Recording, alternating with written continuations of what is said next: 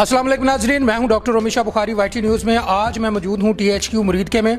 इंसान को एंटीबायोटिक इस्तेमाल क्यों नहीं करनी चाहिए?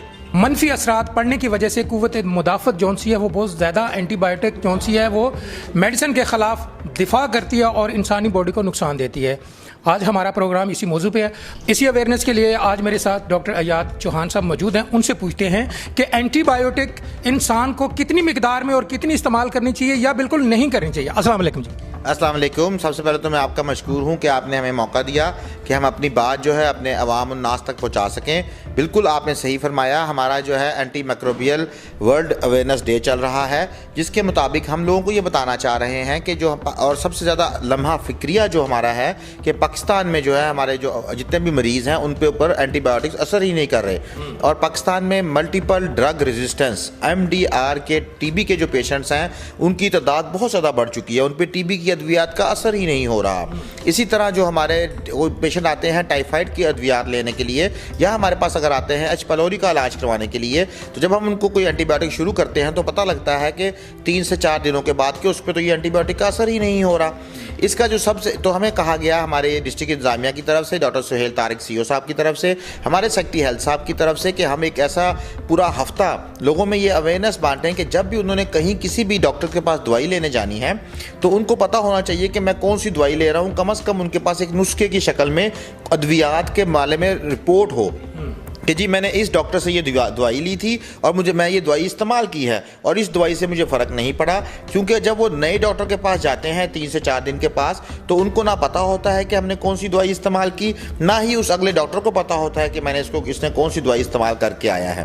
तो इससे मेरी अवाम उन्नास से गुजारिश है कि वो जब भी किसी नए डॉक्टर के पास जाएँ तो जो उन्होंने अद्वियात इस्तेमाल की होती हैं उनका जो है नुस्खा, अगर नुस्खा मौजूद नहीं है तो जो अद्वियात के खाली रैपर्स हैं वो संभाल के साथ लेके जाएं और अगले डॉक्टर को दिखाएं। क्योंकि होता यह है कि मिसाल के तौर पे एक बंदे का गला ख़राब है, मैंने उसको अमोक्सल तजवीज़ कर दी, उसने 3 दिन अमोक्सल खाई और वो इस अमोक्सल से रेजिस्टेंस था उसका जिस्म और उसको असर नहीं पड़ा।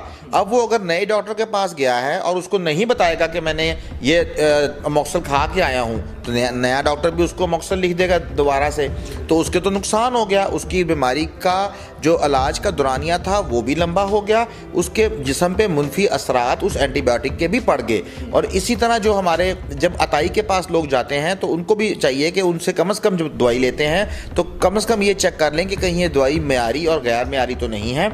मल्टीपल जो ब्रांड्स हमारे हैं कंपनियों के, उनको सबको पता है, ऐसी बात नहीं कि लोगों को नहीं पता होता। ताकि पैकिंग से अंदाज़ा हो जाता है कि ये दवाई जो है ये जाली है कि असली दवाई है। मैं आपकी बात काटूंगा कि जितने भी क्वैक्स बैठे हैं ज़्यादातर वो तकरीबन 100 में से 90% जो सी है वो स्टीरॉयड इस्तेमाल करते हैं, एंटीबायोटिक इस्तेमाल करते हैं और बार बार रिपीट करते हैं। इसका क्या नुकसान है अवामुल नास पे, ये ज़रा हमारी आवाम को बताएं। बिल्कुल, ये आपने बहुत वैलिड पॉइंट उठाया है। मैंने भी अक्सर देखा है, हमारे पास मरीज़ आ रहे होते हैं, उनके मुंह पे सोज पड़ी होती है, उसे कहते हैं पफ़ी फेस। वो पफ़ी फेस जो है वो सबसे बड़ा इंडिकेटर है कि इस बेचारे मरीज़ को जो है ना डेक्सामेथाजोन या कोई स्टीरॉयड उसको बड़े लंबे अरसे से लग रहा है। और ये ऐसा ही है, हमारे जो अताई बैठे हुए हैं उनके पास जब जाते हैं उन्होंने 3 या 2 टीके लाजमी लगाने होते हैं। हत्ता कि अवाम, जब मैं क्लिनिक कर रहा था तो मेरे पास मरीजों ने आना, उन्हें कहना जी फलाने डॉक्टर ने तो 2 टीके लाए, सानू फौरन फर्क पै गया सी, डॉक्टर साहब तुसीं सानू टीका क्यों नहीं लाते। मैं उनको बताता था कि इंजेक्शन जो है वो बहुत इंतहाई जब कोई ज़रूरत हो तब लगना चाहिए। सुई चुबाना का अमल जो है वो एक तो तकलीफदा भी है, और वो जो एंटीबायोटिक टीका लगा है वो जिस्म के अंदर बीमारी के ख़िलाफ़ तो उसने क्या लड़ाई करनी, वो बीमारी अपने अंदर मुज़ाहमत पैदा कर लेता है, वो जो जरासीम है, और उस एंटीबायोटिक के ख़िलाफ़ वो जरासीम और ज़्यादा तगड़ा और तेज़ हो जाता है, मजबूत हो जाता है, जिससे इंसान को नुकसान होता है उस एंटीबायोटिक देने का। इसलिए हमें एंटीबायोटिक कोई भी दवाई खाने से पहले मुस्तनद डॉक्टर से लाजमी नुस्खा लिखवा के तजवीज़ करके फिर खानी चाहिए। आजकल घरों में भी यहाँ तक के जो घर वाले लोग हैं उनको भी नुस्खे पता चल गए हैं ख़ास करके, और मैंने नोट किया है उसमें स्टीरॉयड बहुत ज़्यादा होता है। वो घर वाले मंगवाते हैं डॉक्टरों से कि जाएं जी ये फ़लाँ मेडिसिन ले आएँ और उसके अंदर स्टीरॉयड मौजूद होता है। आवाम को कितनी स्टीरॉयड इस्तेमाल करनी चाहिए, कितनी नहीं करनी चाहिए, ये अवेयरनेस दें आप। देखिए जी, सबसे पहले तो मैं अवामुन्नास से पुरजोर, आपने ये बहुत अच्छा मशवरा, आपने बड़ा अच्छा एक यानी कि वैलिड पॉइंट उठाया आपने कि सेल्फ मेडिकेशन, इसको हम टर्म कहते हैं सेल्फ मेडिकेशन।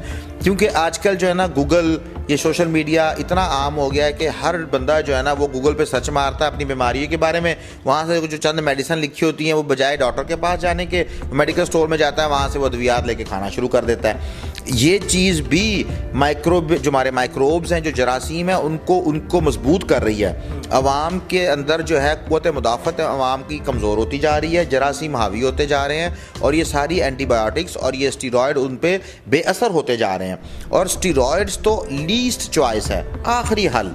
हम कहते हैं कि जो किसी को स्टीरॉयड देना है ना, वो आखिरी हल होता है। अगर आप वो आखिरी हल पहले इस्तेमाल कर लेंगे तो अब आप सोचें कि आपके ऊपर, जिस्म के ऊपर अद्वियात का असर होना कम होना शुरू हो जाएगा। जब तक आप स्टीरॉयड नहीं लगाएंगे आपकी बीमारी आप पे हावी रहेगी।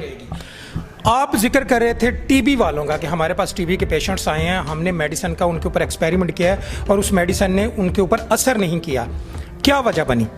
देखें, उसमें एक्सपेरिमेंट नहीं किया हमने, ये असल में था कि जो हम उनको अद्वियात दे रहे थे, टीबी की जो हम अद्वियात दे रहे थे, तो हमें पता लगा कि वो टीबी की अद्वियात उन मरीज़ों पे असर ही नहीं कर रही। जब हमने उनकी हिस्ट्री ली तो पता लगा कि वो मल्टीपल टाइम्स कभी किसी डॉक्टर से कभी किसी डॉक्टर से अपना इलाज करवा के हमारे पास इस अस्पताल में आए हैं।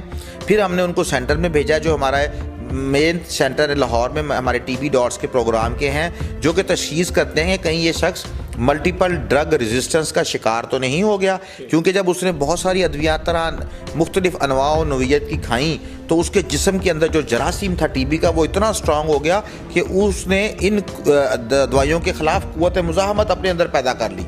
और वो जो जरासीम है वो इतना स्ट्रांग हो गया कि उनको अब स्पेशल MDR के जो टीके हैं वो लगाएंगे तो उस पर असर होता है, आम अद्वियात का असर ही नहीं होगा उन पर। मेरा अगला सवाल ये है डॉक्टर साहब, हमारे पास ज़्यादातर शिकायत ये आती हैं कि जब हम सरकारी हॉस्पिटल में जाते हैं हमें ज़्यादा वहाँ पे रुलाया जाता है, लाइनों में खड़ा किया जाता है। इसकी वजह से हम जौन से क्वैक्स डॉक्टर के पास जाने से मजबूर हैं। उसका आपके पास कोई सोल्यूशन है तो वो ज़रूर बताएं, ताकि एंटीबायोटिक के जहर से हमारी आवाम जौन सी है वो एंटीबायोटिक के जहर से बच सके। जी, और मैं आपसे एक और अर्ज़ करना चाहूँगा कि जब भी आपने कोई भी antibiotic, anti fungal, anti malarial, anti parasitic इस्तेमाल करनी है तो वो किसी मुस्तनद मालिज से लेके इस्तेमाल करें। क्योंकि होता यह है कि जब आप किसी गैर मुस्तनद डॉक्टर से या आप अपने तौर पे दवाई खाने की कोशिश करते हैं तो वो भी जिस्म में जरासीम के ख़िलाफ़ क़ुव्वत मुदाफ़त ज़्यादा जरासीम पैदा कर लेता है।